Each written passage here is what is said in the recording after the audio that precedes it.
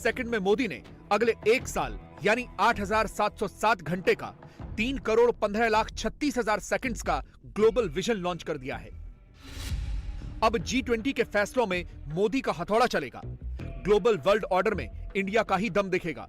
Biden हो, macro हो, ऋषि सुनक हो या कोई और, सब मोदी की सुनेंगे, इंडिया की बात ही मानेंगे। भारत G20 का जिम्मा ऐसे समय ले रहा है जब विश्व जियोपॉलिटिकल तनावों, आर्थिक मंदी, खाद्यान्न और ऊर्जा की बढ़ी हुई कीमतों और महामारी के दीर्घकालीन दुष्प्रभावों से एक साथ जूझ रहा है। ऐसे समय विश्व G20 की तरफ आशा की नजर से देखता है। आज मैं ये आश्वासन देना चाहता हूं कि भारत की G20 अध्यक्षता इंक्लूसिव, एम्बिशियस, डिसिसिव और एक्शन ओरिएंटेड होगी।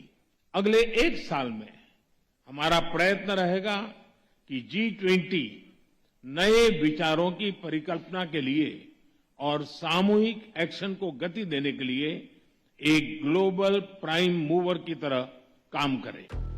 मोदी वर्ल्ड को न्यू विजन दे रहे हैं। फ्रांस के राष्ट्रपति on camera, of camera Modi के मिशन को एंडोर्स कर रहे हैं, मगर देश के भीतर मोदी के दुश्मन प्रधानमंत्री के पीछे पड़े हैं। इंडिया को G20 की अध्यक्षता वाला हथौड़ा तो मिल गया, लेकिन टेंशन कम नहीं हुई, टेंशन बढ़ने वाली है।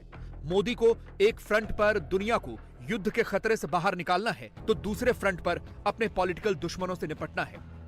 इंडोनेशिया के बाली में मोदी जिनपिंग से मिलते हैं, कुछ सेकंड्स के लिए कर्टसी के तहत बात करते हैं। एक वैश्विक मंच पर जब देश का प्रधानमंत्री भारत को रिप्रेजेंट करता है, तो हिंदुस्तान की सियासी परंपरा रही है विपक्ष सियासत नहीं करता। लेकिन इंडिया में मौजूद मोदी के दुश्मन लाल आंख और लाल कुर्ते वाला खेल खेलने लगते हैं। जिनपिंग से मोदी कितनी देर तक मिले, उसके सेकंड्स गिनने लगते हैं। मोदी पर अटैक करते हैं, 56 तस्वीरें घुमाते हैं, इंडिया को बैकफुट पर धकेलते हैं। इस भेड़चाल में कांग्रेस पार्टी की टॉप लीडरशिप भी कूद पड़ती है। आम आदमी पार्टी की ट्रोल आर्मी भी मोदी पर अटैक करती है। भाईजान भी अपना सियासी माइलेज ढूंढने लगते हैं, मगर कोई ये नहीं बताता कि चूंकि अगले 1 साल के लिए भारत G20 का अध्यक्ष बना है, ऐसे में हर G20 सदस्य देशों के राष्ट्राध्यक्षों को कर्टसी कॉल देनी होती है। इंटरनेशनल डिप्लोमेसी ऐसी ही तो चलती है। G20 शिखर सम्मेलन के दौरान इंडोनेशिया के राष्ट्रपति द्वारा दिए गए डिनर में प्रधानमंत्री नरेंद्र मोदी की मुलाकात चीन के राष्ट्रपति शी जिनपिंग से हुई। हालांकि विदेश मंत्रालय ने कहा कि ये महज एक शिष्टाचारी मुलाकात थी। दोनों ने एक दूसरे के साथ गर्मजोशी से मुलाकात की। कोई असहजता दोनों की बॉडी लैंग्वेज में नहीं दिखी। जिस तरह का LAC पर जो डिस्प्यूट है, उसके बाद ये पहली मुलाकात, ये पहला हैंडशेक प्रधानमंत्री नरेंद्र मोदी और चाइना के राष्ट्रपति शी जिनपिंग के बीच दिखा। हालांकि बॉडी लैंग्वेज में कोई असहजता नहीं थी, लेकिन दोनों देशों के बीच में कोई द्विपक्षीय वार्ता भी नहीं हुई। महज ये मुलाकात हुई जिसमें दोनों हैंडशेक करते हुए कुछ देर के लिए एक दूसरे से बात करते हुए नजर आए। दरअसल हुआ ये, प्रधानमंत्री नरेंद्र मोदी डिनर करके जब उठ रहे थे, सामने शी जिनपिंग उसी दौरान आए। दोनों नेताओं की इसी दौरान मुलाकात हुई। दोनों ने हैंडशेक किया और फिर उसके बाद कुछ देर एक दूसरे से बात की। लेकिन क्या बात की, इसका खुलासा विदेश मंत्रालय ने भी नहीं किया और सिर्फ ये कहा कि ये महज एक शिष्टाचार मुलाकात थी दोनों नेताओं के बीच। 14 के बाद से ही मोदी के विरोधियों की समझ बस कपड़ों के रंग तक ही सीमित हो रखी है। इसीलिए जब कोई मुद्दा नहीं मिलता तो कभी 10 सेकंड की शिष्टाचार वाली मुलाकात पर सियासत, तो कभी कपड़ों के रंग पर हो हल्ला। मोदी विरोधियों की टोल आर्मी वाली टाइमलाइन पर चले जाइए, सारे सबूत मिल जाएंगे। कुछ मिले न मिले, लाल कपड़े वाला टैक्स दिख ही जाएगा।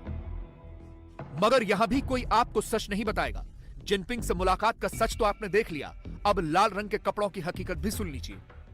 इंडोनेशिया में हुए G20 के समिट के डिनर में आपने देखा होगा कि तमाम जो दुनिया के नेता हैं वो लगभग एक ही जैसी पोशाक पहने नजर आए। दरअसल होता ये है कि G20 के सम्मेलन जिस देश में हो रहे होते हैं, होस्ट कंट्री जो वो होती है, वो अपने पारंपरिक पोशाक तमाम G20 के जो नेता हैं, जो राष्ट्रीय अध्यक्ष इसको अटेंड करते हैं, उनको देती है। और जब इस तरह के डिनर या इस तरह की जो इवेंट्स होते हैं उसमें तमाम नेता वही पोशाक पहनते हैं। तो जो आपने डिनर में तस्वीरें देखी प्रधानमंत्री नरेंद्र मोदी की, उन्होंने गुलाबी रंग का एक शर्ट पहना हुआ था, वो बाटिक फैब्रिक से बना हुआ, बाटिक जो है वो यहाँ का इंडोनेशिया का ट्रेडिशनल ड्रेस है, फैब्रिक है, उसका जो डिजाइन है वो भी यहाँ की पहचान है। इंडोनेशिया की जो संस्कृति है उसमें बाटिक, अगर हम ड्रेसेस की बात करें या फैब्रिक की बात करें, वो एक महत्वपूर्ण अंग है। और कल क्योंकि इंडोनेशिया में जो इस बार का G20 समिट है उसकी होस्ट इंडोनेशिया है, तो इसलिए वो पारंपरिक पोशाक तमाम नेताओं को दिया गया और वही पोशाक में आपने तमाम नेताओं को डिनर में देखा। भारत के पीएम ने विदेशी धरती पर G20 के अध्यक्ष के नाते जिनपिंग को कर्टसी कॉल दी तो बाली से लेकर इंडिया तक बवाल मच गया। मोदी की इन तस्वीरों पर खूब डिबेट हुई, लेकिन उसी बाली में उसी G20 समिट के दौरान जब जिनपिंग और कनाडा के पीएम बंद कमरे से निकलकर बाहर मिलते हैं तो एक दूसरे से लड़ झगड़ते हैं, तू तू मैं करते हैं।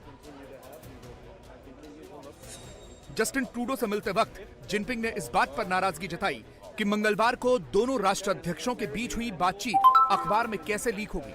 जिनपिंग ने कहा यह सही नहीं है और बातचीत ऐसे नहीं हुई थी जैसे लीक की गई। आप भी सुनिए दोनों नेताओं के बीच क्या बातचीत हुई। Everything we discuss is then leaked to the paper. That's not appropriate. 而且我们也不是那样近期的，没有。 And that's not how the way the conversation was 如 conducted. 果有诚心，咱们就用一种互相尊重的态度。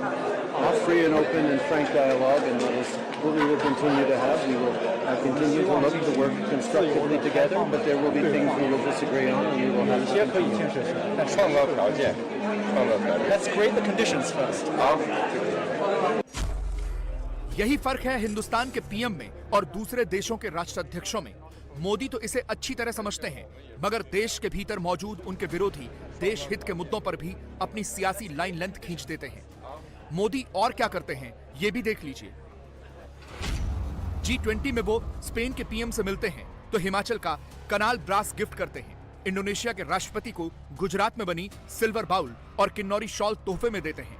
France के राष्ट्रपति को, जर्मन चांसलर को, सिंगापुर के पीएम को गुजरात के कच्छ का मशहूर अगाते बाउल का तोहफा देते हैं। इटली की पीएम को गुजरात की ही बनी पाटन पटोला दुपट्टा गिफ्ट करते हैं। ऑस्ट्रेलिया के पीएम को गुजरात के मशहूर ट्राइबल फोक आर्ट पिथौरा का तोहफा देते हैं। ऋषि सुनक को गुजरात में बने हैंडमेड टेक्सटाइल वाला धार्मिक मातानी पचेड़ी देते हैं। अमेरिकी राष्ट्रपति को हिमाचल के कांगड़ा में बनी पेंटिंग गिफ्ट करते हैं। ये मोदी की गिफ्ट डिप्लोमेसी है, जिसकी मदद से वो दूसरे देशों के राष्ट्राध्यक्षों को भारत के करीब भी लाते हैं, भारत का सांस्कृतिक और धार्मिक महत्व भी समझाते हैं और विदेशी धरती पर इंडिया का परचम भी लहराते हैं। इसीलिए तो युद्ध की स्थिति टालने से लेकर न्यू वर्ल्ड ऑर्डर को लीड करने तक हर कोई इंडिया की तरफ ही देखता है, मोदी की ही बात करता है।